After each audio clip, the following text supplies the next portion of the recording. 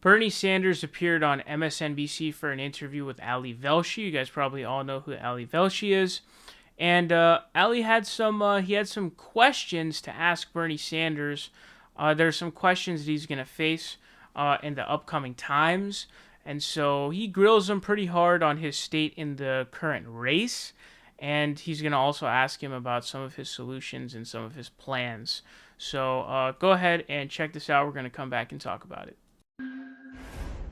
Joining us once again, Vermont Senator, Democratic presidential candidate Bernie Sanders. Senator, good to see you again. A federal judge ruled yesterday that next week's Wisconsin presidential primary can stay on track, but that officials are going to be allowed to count absentee ballots if they arrive by April 13th, which is 6 days after the primary. And then just a short time ago, the judge ordered the state not to release the results of the primary until 4 p.m. on April 13th and gave the people until today to request absentee ballots. Now, the Wisconsin Republican Party is appealing that order, saying the rules can't be changed so close to the election. I want to get your thoughts on this. Look, I have, as you know, over a dozen states have delayed their elections, and I think that's the right thing to do. People should not have to put their lives on the line in order to participate in our democracy. So I would have preferred that the Wisconsin election be delayed. But if that is not going to be the case, I think you have to extend the amount of time that people have in order to submit their paper ballots. That would be a better approach than the status quo. Senator, early this week, you talked to my colleague Andrea Mitchell. You believe that you continue to have a narrow path to victory in the presidential campaign, but that it would be a tough road ahead. Now, a new poll from Marquette Law School in Wisconsin shows that former Vice President Biden is leading you by more than 30 points in that state. And, of course, that's got a 5.9% margin of error. You won Wisconsin in 2016. Given that you're trailing in this poll by that margin, as well as some other big states, give me a better sense of what you believe your narrow path to victory could be for the Democratic presidential nomination.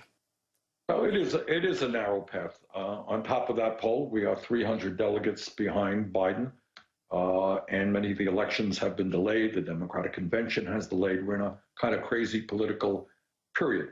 And I will be honest with you, Ali, and tell you that among my supporters, there are different points of view as to how we should proceed, and we're listening to our supporters right now. I mean, one of the goals of the campaign, the key goal is obviously to win, but the other goal is to be able to continue to fight, to give people the opportunity to participate in the political process, to stand up for the views that they believe in. And one of the things that we have already accomplished in this campaign, I think, is that in terms of the ideological struggle, the need to raise the minimum wage to a living wage, the need for Medicare for all, the need to make public colleges and universities tuition-free, the need to deal aggressively with climate change and criminal justice and immigration reform, et cetera, et cetera. I think we are winning that struggle, and a lot of my supporters say we got to continue going forward to fight for those ideas so that sooner or later they become what is the reality of American society. But, you know, to be honest with you, we are more than aware of that poll. We're more than aware that we're 300 delegates down, and we are making, taking a hard look and talking to our supporters as to what we will be doing in the future. Senator, let me ask you this a different way, because when it comes to the European models that we talked about wages in this crisis, when it comes to the President of the United States saying it's unfair that 30 million people are without health care, this crisis has brought these issues to you. How do you think about this personally? What is the best way that Bernie Sanders, a man who has talked about this kind of stuff for your career, best helps implement these things in this crisis? Because it looks like there could be some bipartisan deals done. It looks like conservatives can start looking at some of these ideas and realize that there's a better return on investment in universal health care and on college tuition that is treated fairly and in fixing the climate. Do you personally believe your best road forward is as a presidential candidate? Well, again, we are taking a hard look at that. And I am very pleased not only that the ideas that I have fought for and other progressives have fought for a very long time are now becoming ideas that a majority of the American people now support. And the other point that I would make on that, Ali, is that this campaign, amazingly enough, surprisingly enough, I suppose, has become an incredible generational divide. We have, in states where I have lost, and sometimes badly to Joe Biden, we have won by big margins young people's support. And I'm not talking about people just 29 and younger. I'm talking about people 45, 50 or younger. Younger people in this country understand that we need fundamental change in the structure of American society.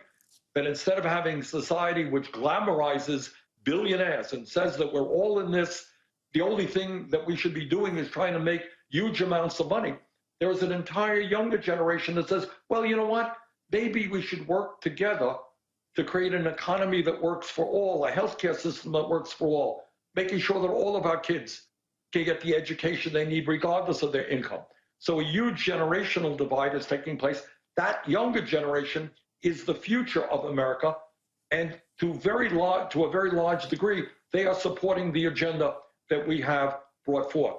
But I think, Ali, if there is any silver lining in this horrific moment that our country and the world is facing, it is maybe for all of us to take a deep breath and say, A, we got to do everything we can in terms of healthcare right now to make sure that our people are safe, that they don't die unnecessarily, that we have to create programs to make sure that people get the paychecks that they need, that our economy does not collapse.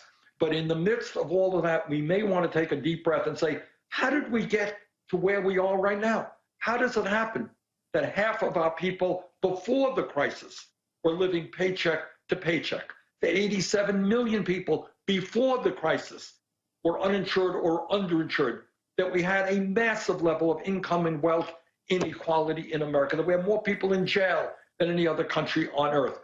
So maybe in the midst of this terrible crisis, while we go forward in every way we can to prevent people from dying, from getting sick, from losing their jobs, maybe we take a deep breath and rethink the basic structures of American society and how we can create a nation and a government that works for all, not just a few. So I think that he was being pretty fair there in his questioning. I mean, I think it's definitely like from his perspective and people's perspective.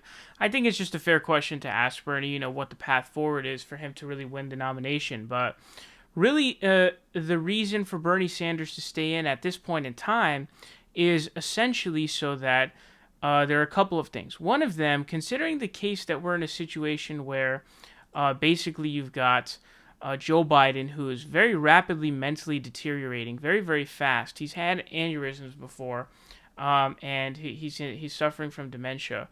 Joe Biden could really stroke out at any moment right now. Something crazy could happen to Joe Biden literally any day now. And so that's one reason that he should definitely stay in until the convention, just because in case something like that does happen, similar to how there's an FBI investigation into Hillary Clinton back in 2016, he's there in case that happens, okay, and he becomes the nominee.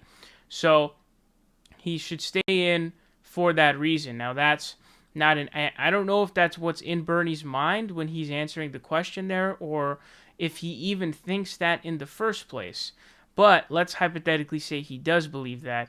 He can't go on MSNBC and say that out loud, obviously. That's not acceptable in the mainstream of things for obvious reasons. Now, another reason why he should stay in the race, he should try to rack up as many votes as he can. And he should do that specifically for the reason of getting concessions.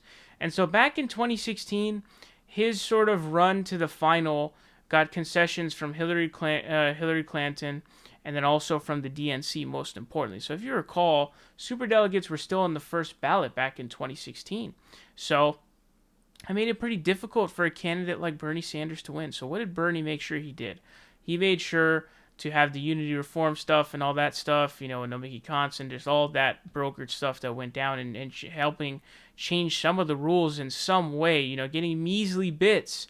But those measly bits were crucial because I think that if the superdelegate count was included from the jump, I think this election was DOA, over right from the jump. Whereas this time around, they were on the second ballot, so it made the race an entirely different race, right? It's completely different because you're essentially in this situation where they're not on the first ballot, therefore the news media is not poisoning the well with including superdelegates into the count to make it look like Bernie Sanders was losing, therefore controlling the media narrative and the narrative about his campaign. And so I think that's a great example. Had he not done that, we wouldn't have got that off of the first ballot. So think about all the other things that we could do in terms of having reforms, maybe like, doing some renovations or some fixes to caucuses, like the Iowa caucus. For example, another thing he got done was he got transparency in the Iowa caucus. Otherwise we wouldn't have had we wouldn't have had the popular vote. We wouldn't have had the kind of transparency that we did this time around. Whatever transparency we had, wouldn't have had that without Bernie doing that. So he needs to stay in for those reasons specifically. And also I think the reason that a lot of people are like, hey man, I want to vote for Bernie. My state hasn't come up yet. I really want the chance to cast my vote for Bernie Sanders. That's definitely another legitimate reason as well. But also just pressuring the Biden campaign as much as possible. I know they're trying to refuse to move any leftward, but you really got to kind of metaphorically put your foot on their throat, to force them to do it, because power is not going to listen to you without any real pressure, right?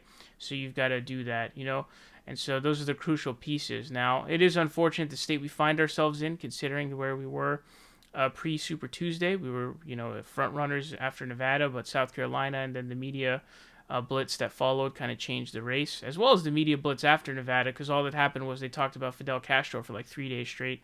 But definitely unfortunate the state we're in right now. But from here on out, I think what you do is our strategy as the left should basically be pick up more House seats in the Democratic Party. We got a lot of primaries left. We picked up Marie Newman's seat, took down Dan Lipinski, retain all of our current House seats, pick up some more House seats, keep expanding our power and our reach and our public availability and all that kind of stuff, and then get more concessions to make elections more fair towards progressives. Push the party and the DNC and all these people more left, at least ostensibly, is better than nothing. And then we prime our 2024 candidate.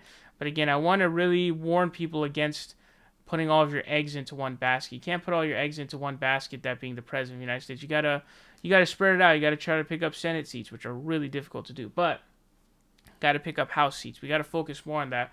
Really gotta get candidates who can really win these seats and really boost them, really support them, and have the infrastructure for them. So that's a crucial piece. But I think that's the way we go forward from here on out, and I guess that's what we got to do, man.